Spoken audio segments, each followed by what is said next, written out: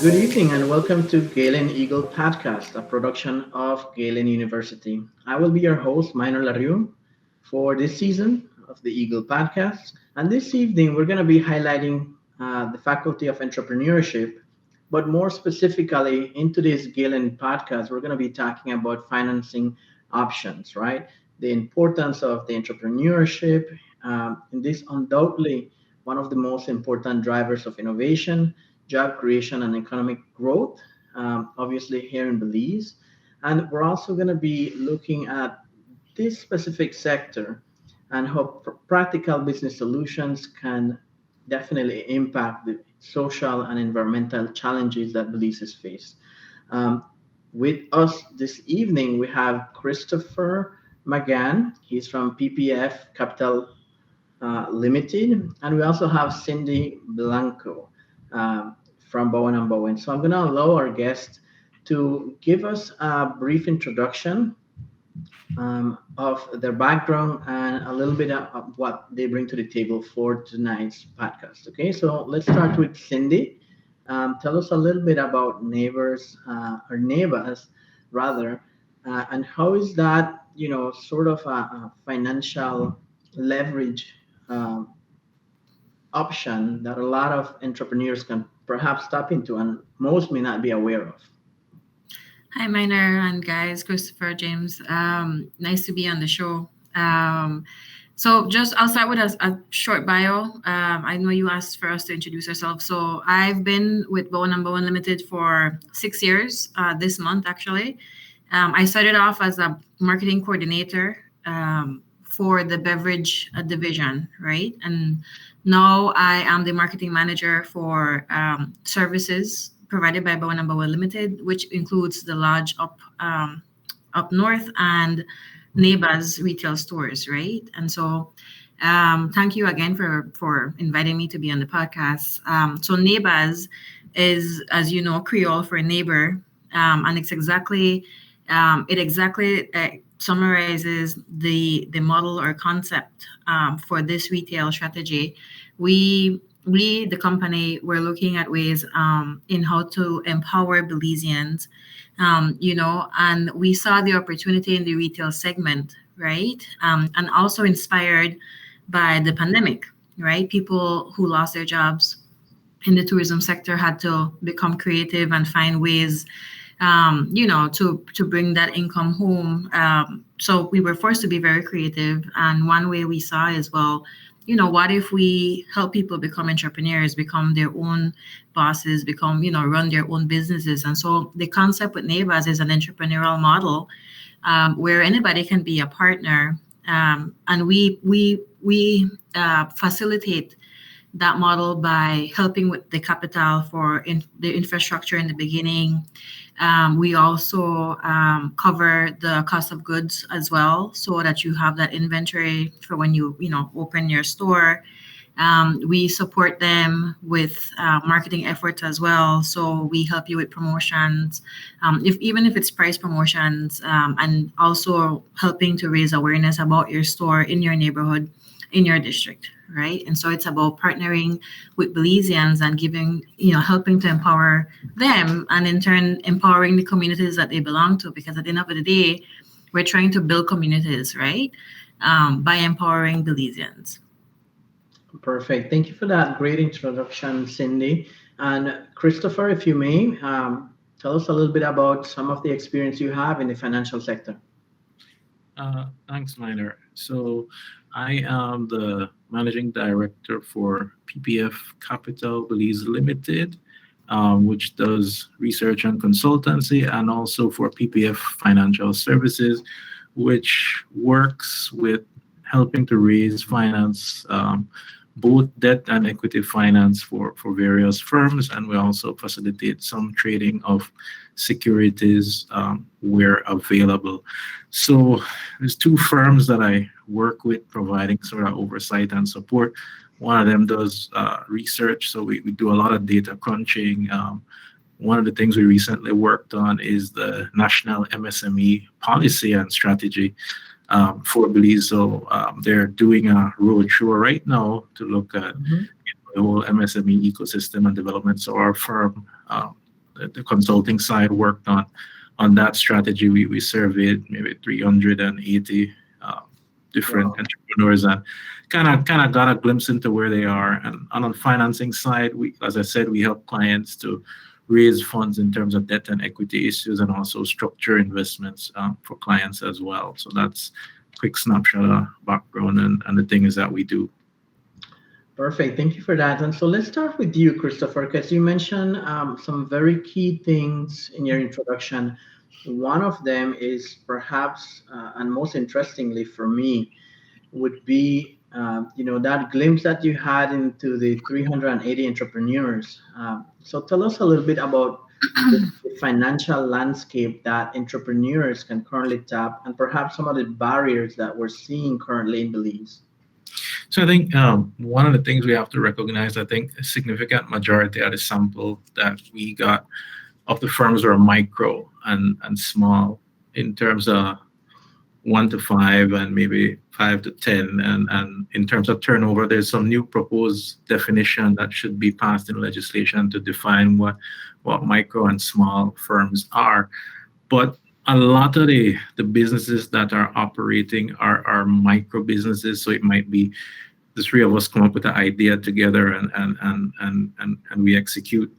COVID, the COVID pandemic created a lot of entrepreneurs out of necessity. People lost jobs and got into the catering or creating some kind of artisanal products or something. And they used as much as is available in terms of digital channels, because we couldn't connect face to face.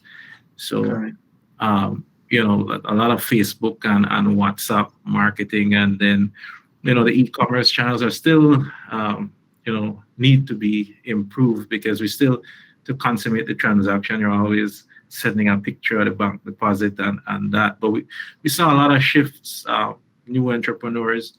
Another interesting insight was the financial literacy of firm owners in terms of being unaware of the types of financing that were available or possibly available to them, and understanding the need to have at least a working knowledge of your accounting and the difference between sort of revenue and profits, so that you could make capital investment decisions and properly plan and forecast for your business. So it's definitely interesting, and I think a lot of work needs to be done to help firms move along the growth scale from micro to small to medium to eventually large businesses. And I think that's the sort of conversation that you need to have.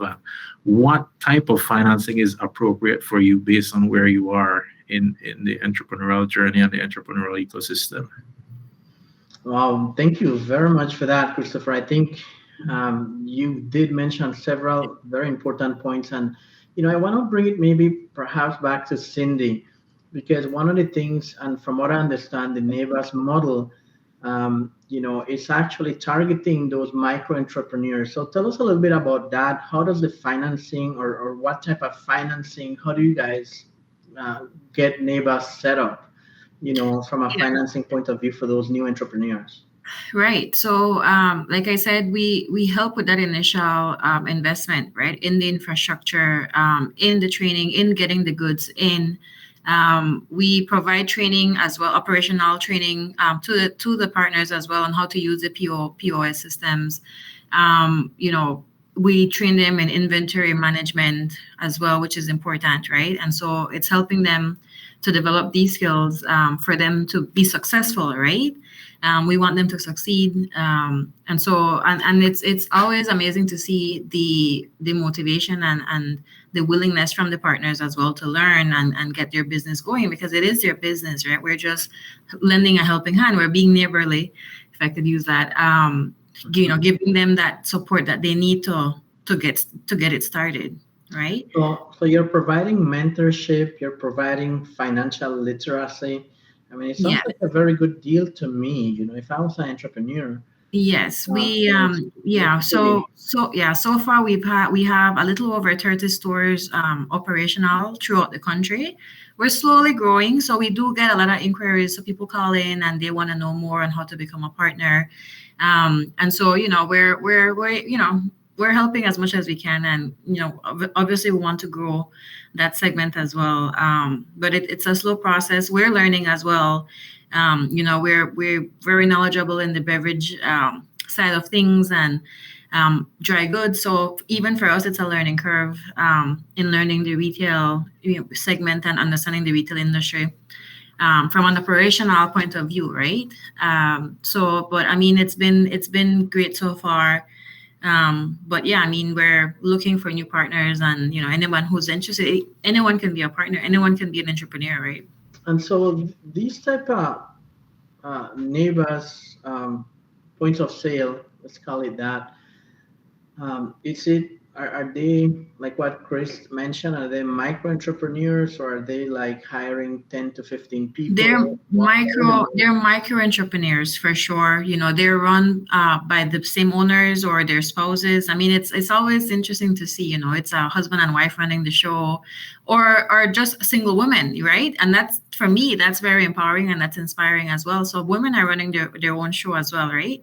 So we want to talk about empowering women and supporting women in business. I mean, this is a great way to empower yourselves. We give that support. So yeah, they're micro entrepreneurs, definitely, for sure. They're neighborhood stores. We've seen over the past 20 years or so, we've seen a decline in these neighborhood stores, and so it's nice to see them pop up back again in these communities, right? Essentially we're building communities, right? And in a way, it's also a manifestation of our company's mission statement, pursuing excellence for a stronger Belize. And we're doing just that by empowering our Belizeans. Thank you for that, Cindy. And let me maybe reel it back to Christopher. One of the things that both of you have mentioned, and I think Cindy, Naybaz also started during COVID, if I'm not mistaken. Is that Yes, correct? yes, that's Or correct. perhaps it was out of necessity. You did mention a lot of the employees from the tourism industry were drastically in need to recreate themselves, and so some of them were able to tap into this opportunity. But Christopher, taking it back to you, how do you, talking about COVID, because from what, and I may be wrong, right? Correct me if I'm wrong. We've seen the need, but now things are starting to normalize. Are we seeing a wash of some of these entrepreneurs that were perhaps doing the side hustle, if you may, just uh, to keep the lights on, or are you seeing a lot of these entrepreneurs becoming successful at what they started maybe 2 years ago, specifically during COVID? But that's a great question. Unfortunately, one of the biggest challenges we have in Belize is a lack Yeah. of data. So it's difficult to answer that question. I mean, I can talk from personal touch points that I have with entrepreneurs that I know. Right. And that I've known some people who started a business, and they have their clientele and they really don't want to go back to a normal job. Entrepreneurship is it's like its own university. No matter what they teach you in Mm. school, there's That's nothing true. like when the rubber really hits the road, and it's not for everyone. But I also think that we got to change the culture around failure, because it's not the end of the world. You could learn so much and bring more to an organization. So whether or not people started a business during COVID and went back to a job, I'm sure they'll be a richer member of a team because of the experience and because of thinking about how to structure an entire business, and they can go back and focus on a particular business line. So mm, Perfect. No, that's a great point of view and a good answer. And perhaps let's talk a little bit about financing options for entrepreneurs. It's always very difficult challenge to get going, to gather that momentum from starting out from scratch. Cindy and through Neighbors, they have a model where it seems like you're almost financing their inventory, providing that financial literacy, providing training for them. So it seems like a very good deal. Unfortunately, not all entrepreneurs in different industries in Belize might have that uh, that option. So, in your experience, Christopher, what are some of the challenges in accessing financing, and what are the most recommended in your view for entrepreneurs in terms of financing options? So I think that question, it really depends on where you are in your entrepreneurial journey.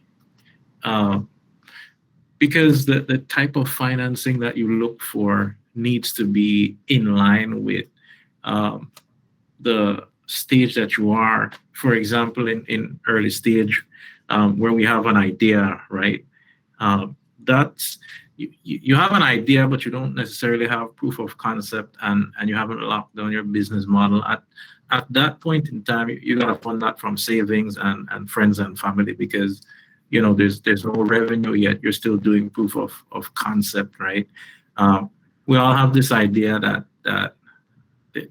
a popular theme, everybody, oh, access to finance. And then in Belize, we have a bank dominated economy. We don't have a stock exchange, and capital market development is in very early stages. So, banks are the biggest players in terms of assets as a percentage of GDP and all of that. But banks are funded by depositors' funds. And I'm sure that if you go to the bank and they say, listen, I can only give you 80 cents on the dollar of your salary, you wouldn't be too happy about that. So that, like Mhm. banks, they have to replace the credit losses from capital. So that's important to put into the discussion. Coming back to the stage of where you are, I think when you sort of have proof of concept and you have some revenue, that's the time when you start looking for venture financing and angel investment, some kind of equity investment. And I think opportunities like the Naybaz are important, where you get someone with industry insights, capital, and systems. If you want to grow and scale the business, it's all about developing your systems and your controls, and that's what she talked about, point of sale and inventory management, which are critical, and also managing your supply chain and logistics. Those are some of the key things in terms of, I can create this beautiful product, or I can move this to market, but you can do that on a one-off. Can you repeat that 10 times, 100 times, 1,000 times to kind of get the margins that you need? And that, when you're moving from proof of concept to growth, you need that equity partner. Debt financing comes more like debt. When I say debt, I mean traditional bank financing comes more when you have established cash flows, you have some kind of track record. Um, we have a lot of micro businesses, as I mentioned, in terms of count, but in terms of value of turnover and assets, it's hard to say because a lot of them are informal, so we don't know. They're not necessarily registered with tax or any other authority to guess or estimate the amount of value they're creating. And they don't have things like in-house or audited financial statements, which are crucial for investment. So I think, you know, creating those kind of governance and internal control structures is something that's necessary if we're going to have the financing conversation, and also changing the conversation. Um, a lot of people don't want to give up control. I Mhm. think it's important to partner. So if you could get a equity investor or investors, they help to hold you accountable, and they bring their resources and connections with them. So like a neighbors, they're able to probably purchase at scale, which you wouldn't be able to accomplish as an individual mom and pop shop. They have all these control systems, so you're able to hit the ground running a lot faster than if you would try to reach to that level on your own. So I think finding the correct partner in business is so crucial. It's so important, and we have to change the mindset. Do you want to own 100% of $100, or 10% of $10,000? That's what we have to think about in terms of getting that equity finance, because there's nothing really stopping you from making the pitch. It's in early stage of development in terms of venture capital funds, but you could definitely try and find partners to pitch to and have that conversation. And as a banker, so in a past life, I did work in banking for quite a while, and it makes you feel better when you see other people have what we like to call skin in the game.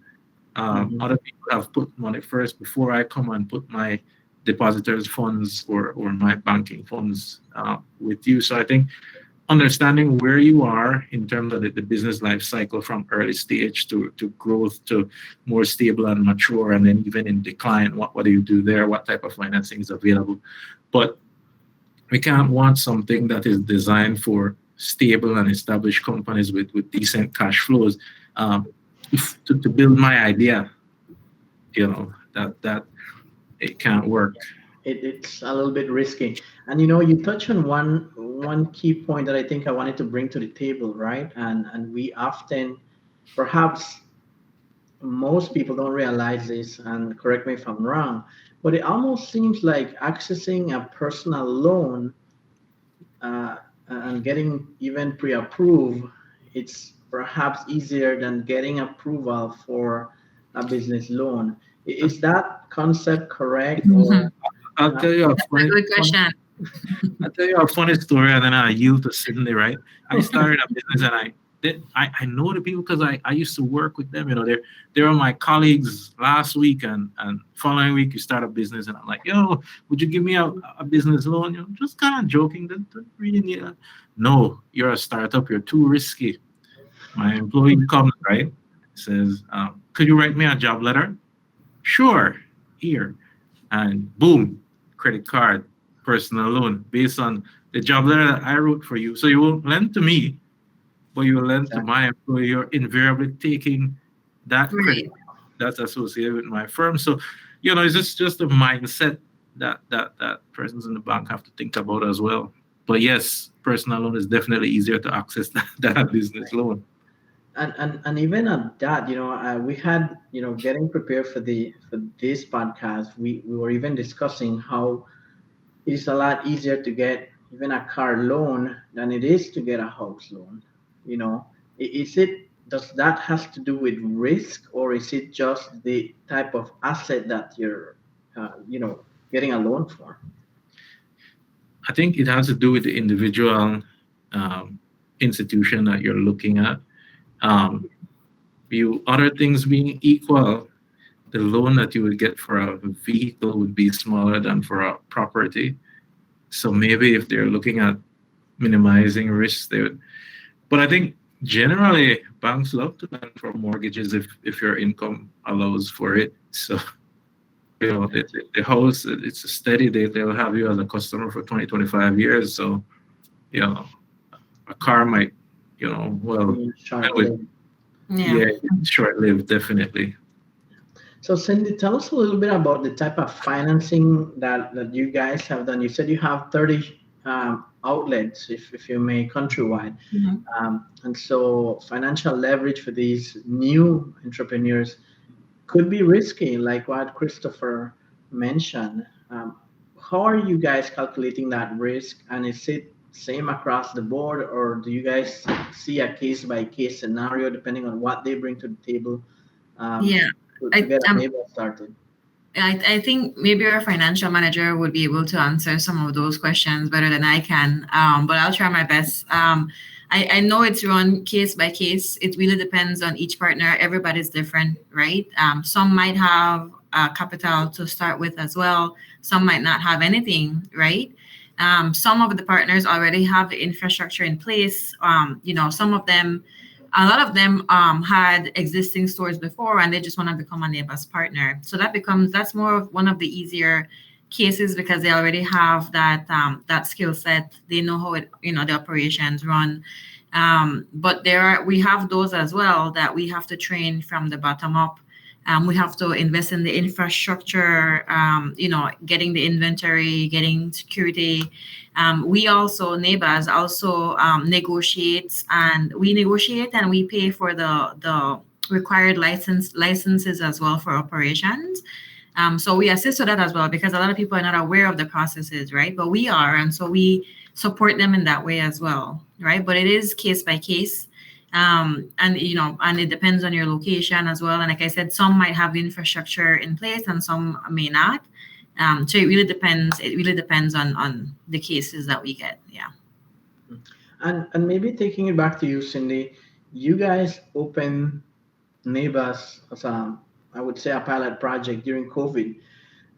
But what inspired you to say, "Hey, this is something we got to do"?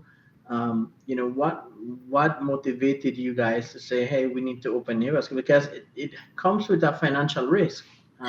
Yeah, I Right? mean, it really does. And I think it all goes back to the vision that our CEO and the senior leadership team have about, building the economies in Belize and giving back to the community. And how can we play a bigger role in Belize's future, Belize's economy, right? And that's why I mentioned the mission statement, because, that's something that we always think about, pursuing excellence for a stronger Belize.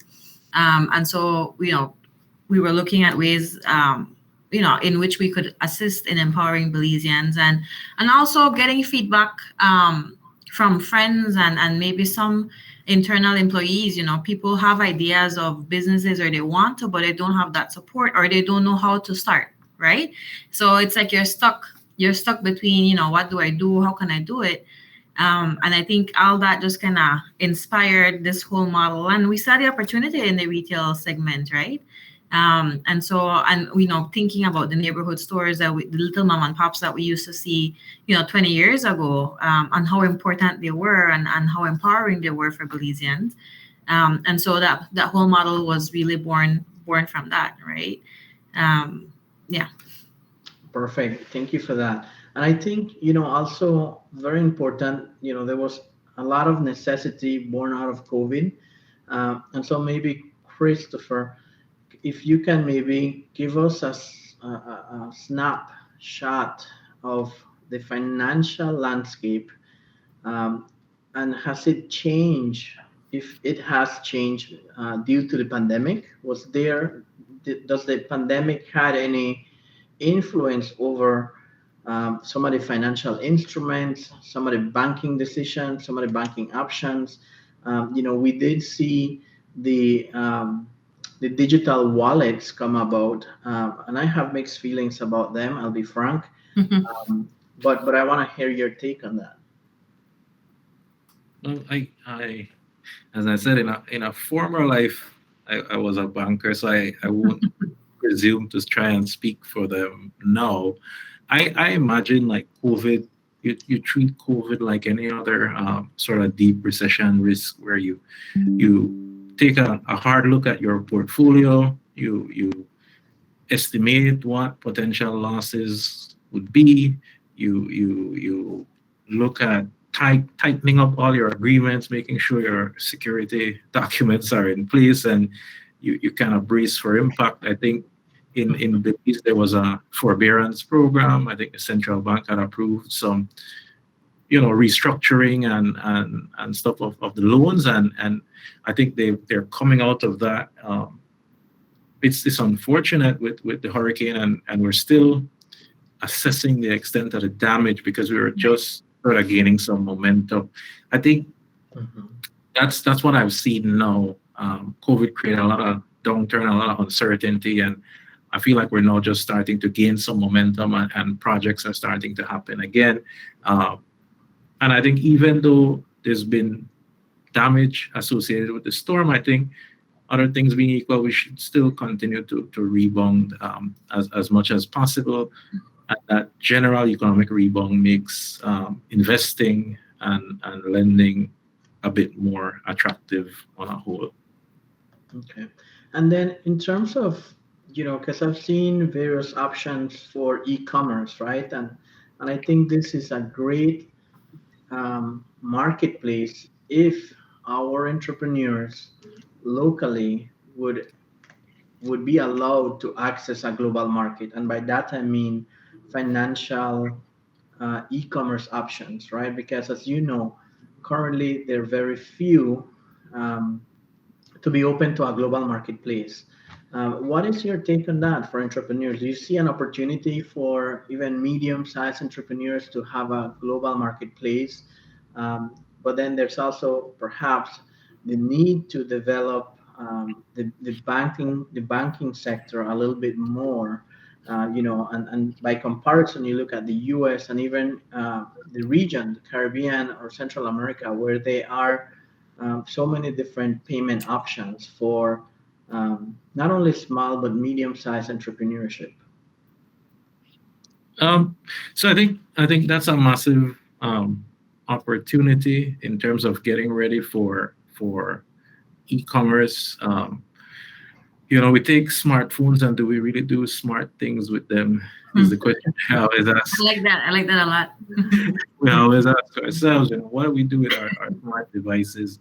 Apparently, there's more technology in there than what they used to send the first rockets to the moon. So, um, thinking about how we could take the device and create content or market products and services, and then creating that medium of exchange. That's where it is. Like we do have a startup that's working in, or we have some stuff in pipeline in terms of um, e-commerce. So I'll probably chat about that on another version of your podcast. Bring me back for that. But we are working on it, and there are opportunities in the space. We're not there yet. I mentioned earlier that we're still negotiating on Facebook Marketplace and sending pictures of the deposit slips and dealing with all the reconciliation. And it's not very well developed, if you ask me. I mean, the technology is there, like you mentioned. It's in our hands, but it almost seems like our local banking institutions haven't evolved as quickly as we should to provide entrepreneurs with those options to be able to market a lot better. What would you say to that? I think also formalization and registration helps. I think they're almost there. As I said, there's something we have some stuff in pipeline, and we'll leave at that. But I think formalization helps because then as soon as you clear and settle digitally, they're gonna want to know who you are. You're gonna have to clear and settle in a business account, and then they're gonna want to know. You have to know who your customers are, and I think for entrepreneurs, are we thinking about that? Like, how many entrepreneurs have a designated like micro business? Do you have a designated business account, or are you doing business in your personal account? And and it makes it hard to separate between church and state, I suppose, for want of a better term. But to create that formalization, that separation is necessary. For all types of commerce to improve and to happen. But we need is something that's definitely needed. There's the wallets. I don't know. I'm not in a position to speak on adoption. I'm one of the late adopters. I'm still waiting. I'm still on the fence. And I'm friends with all of them, so they'll probably get more. But they're lovely products. The UX looks good. Commercials and marketing are great. I still like to do my transactions early in the morning in front of the computer when my head is clear. Um, so, but maybe I'm just getting old or something like that. I don't know. What are some of the financing and maybe for you, Cindy, does Naybaz provide like a payment system? You mentioned a POS, right? But I'm guessing that's is that more like an internal tool that you provide your vendors, or is that for them to be able to operate with their end consumer? It's for them to operate with their end consumer, definitely, right? And like I said, we do provide that training as well. And we're looking into some of these digi wallets, not digi, but the e wallets, to see, because some consumers are demanding it as well. But yeah, so we do provide that to the partners, but it's for them to use with the end consumer. And we provide that training as well for them to understand how the system works.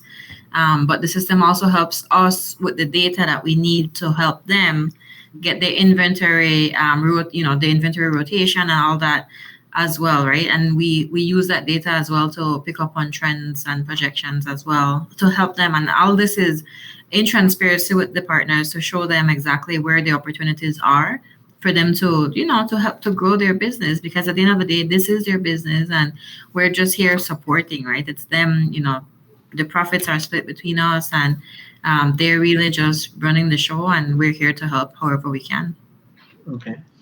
Perfect. Thank you. Thank you for that. And then maybe if I could take it back to Christopher, I'm still, do you see an opportunity for entrepreneurs? And I'm talking more about medium size entrepreneurs, which may be very limited, right? Like you both have mentioned, the bulk of entrepreneurship, at least in Belize, seems to be on the micro end of things. But is there any opportunity for medium-sized entrepreneurs to leverage financing or to float a financial instrument to raise capital? I I think so. I think it's emerging. I think you're looking at medium to larger firms for that. Um, because what you want is a track record of operations and governance. The biggest question investors want to understand is how are we going to get paid. Um, that's the most important question. Okay, explain to me this. Okay, tell me how we're going to get our payback. And a medium-sized firm could possibly do it in terms of raising capital through equity or debt issuance. But it would be use of proceeds and then how that translates into additional revenues to service the debt. Um, Issuance of debt or equity is nice. You get to spread the risk around, especially with bonds. You get 10 people to hold small pieces or 1,000 people to hold small pieces of the indebtedness, but it does require a significant level of discipline in terms of having your audited financial statements annually, providing that disclosure to the investors, and keeping up with your covenants. So there's pros and cons to each. If you're at the level of discipline to raise money through markets or even through private placement. So markets, when I say that, like public placement, and then private placement where you're placing to a few selected investors just using these type of instruments. But the level of disclosure and discipline that is required, even if you go back to your bank for a loan afterwards, you're able to access financing more cheaply because all the boxes that the banks would ask you to tick, you've already ticked, and should be well above them if you're able to issue. So it definitely helps you to raise the level of your firm if that's something that you're looking at. Okay. No, it definitely makes sense. What you mentioned, and it's kind of like an oxymoron, I would say, that if you have money and you have capital and you seek out financial a loan, it's a lot easier to get it than when you don't have any capital. And I say it's an oxymoron because if you most of the time, if you do have capital, then most times than not, you don't need a loan, right? Unless you want to invest in a new project, right? And so let me take this back to Cindy, right? Have you guys thought about scaling up to perhaps, you've developed 30 micro entrepreneurs and Naybaz outlet, but is there a plan to maybe have 10, uh, let's call them superstore outlets countrywide, maybe one in each district? Have you guys have that vision to say, you know what, we've expanded the market and have 100 micro outlets in every neighborhood, but now we want to scale up and have you guys look at that option to have perhaps more of a medium entrepreneur and moving from that scale? I mean, it seems like you're running a very good model, and it's working fine. At some point, will you scale up and say, you know what, we need superstore neighbors, right? Instead Yeah. of the little neighborhood convenience store. I think we need to take it step by step, baby steps, Minor. And like I said, we're still learning, right? We're learning from our partners as well. Like feedback from the partners is so important to us to understand what their needs are, but also the needs from the community. You'd be surprised as how different these markets are, right? And so it is not a blanket approach. So we're learning. We're like I said, we're taking baby steps. Hopefully in the right direction. But yes, we are looking at every possible opportunity that there is, not only to expand in the market, but also how do we help each of the existing partners grow, right? In terms of category, in terms of portfolio, whatever the case may be. But yeah, it's a learning curve for all of us, and yeah, we're looking at the future with optimistic vision. But yeah, we're looking at every possible opportunity that there may be. Yeah. And let me ask you one more question, right? Within your scope, are you looking at having specific efforts to provide these opportunities for the more marginalized groups? And by that I mean young women, or the youth, or any minority groups throughout the country. Have you guys considered, or is that part of your strategy? It's a part of the strategy as well, right? And so like we're always looking for partners. Like if you look at our social media pages, we're trying to recruit new partners. Anybody that's interested, reach out to us, and we'll have a meeting with you, and we'll discuss the opportunities and your interests. But yeah, we more than welcome those groups, right? And like I said, like I'm proud to see that some of the women are running the show. They're running their own neighbor stores as we speak, and doing heck of a job at it as well, right? And so yes, the answer is definitely yes. Yeah, and we're always looking, right? So if anybody out there listening is interested, hit us up on Facebook, Instagram. Our website as well is up and running, so you could always reach out to us and start that conversation. Perfect. Thank you for that, Cindy. And Christopher, let me ask you, a similar question.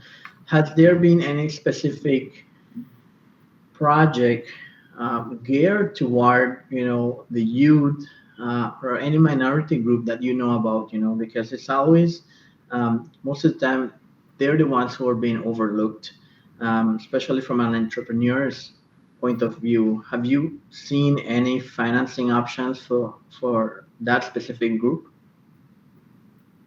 I think more and more organizations are realizing that you need to target different populations, like looking at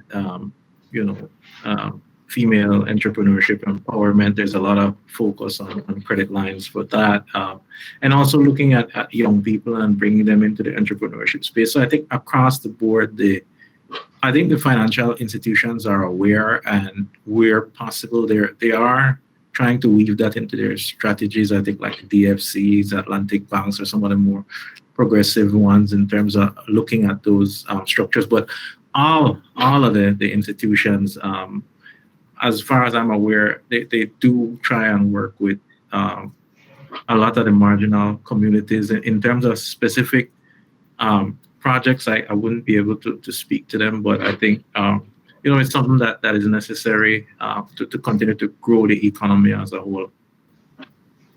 Perfect. Thank you for that. And as we begin to wrap up, Cindy, what would be maybe a couple of key takeaways, or messages for entrepreneurs watching the podcast today? I think the main message really is the support is out there. We can make it happen together, and we do have these institutions that are ready to assist in any way we can. And again, it's not far-fetched to want to be your own boss or run your own business. It's really not.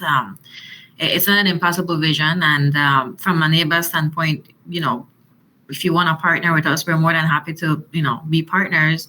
And again, I'll mention it again.